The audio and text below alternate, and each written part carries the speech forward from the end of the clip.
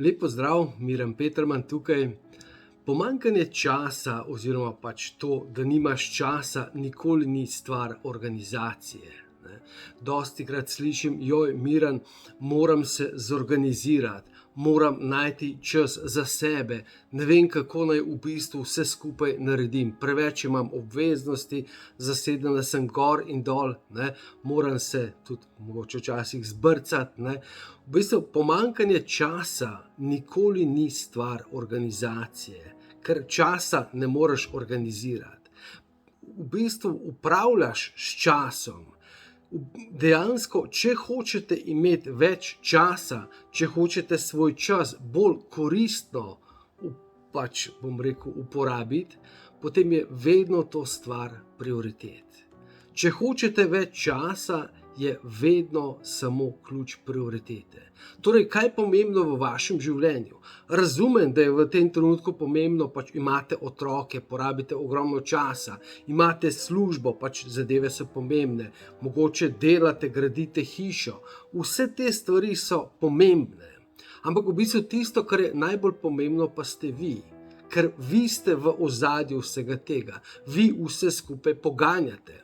To pomeni, če ste vi motivirana, če ste inspirirana, če delate na sebi, če se vzamete čas za sebe, potem ste lahko dobra mama, potem ste lahko dobra uslužbenka, dober uslužbenec, dober prodajalec. Dobite nove ideje, kako organizirati zadevo, kako zgraditi hišo, kako v bistvu porabiti čas z otroci. Največ, kar lahko daste sebi in drugim, je, da živite svoj potencial. Če tukaj potrebujete pomoč, sem vam z veseljem na voljo, me kontaktirajte. A razumete koncept? Ker v bistvu vi imate lahko v življenju več, ko ste vi več, ko vi postanete več. Če hočete več zaslužiti, potem vi morate postati več. Mi vsi skupaj moramo postati več.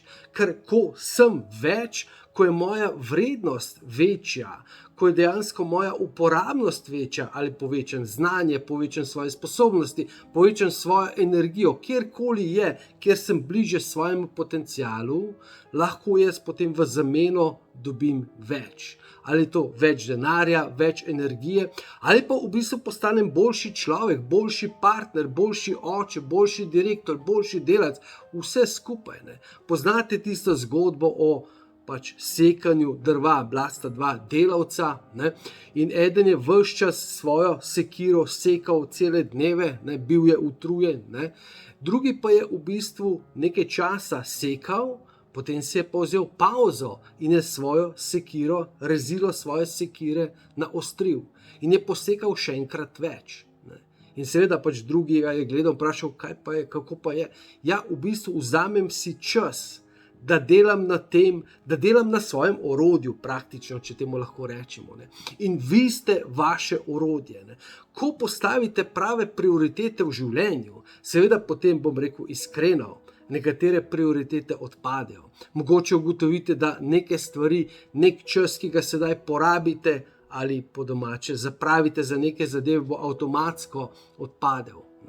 Ko postavite prave prioritete v življenju, avtomatsko dobite čas tudi za sebe in predvsem za sebe, ker vi ste orodje, od katerega so odvisni vsi rezultati v vašem življenju. To pomeni, vedno ko dejansko se zalotite, da nimate časa, da vam zmanjkuje časa, potem se morate vprašati, kaj so tukaj zdaj moje prioritete, kaj je pomembno v mojem življenju in kako bom lahko to dosegel oziroma dosegla. In seveda prvo vprašanje je, ali skrbim za orodje, ki bo vse to doseglo, ali skrbim za sebe, ali delam na sebi, si vzamem čas za branje, za meditacijo, za gledanje raznih motivacijskih videov, kot je tale.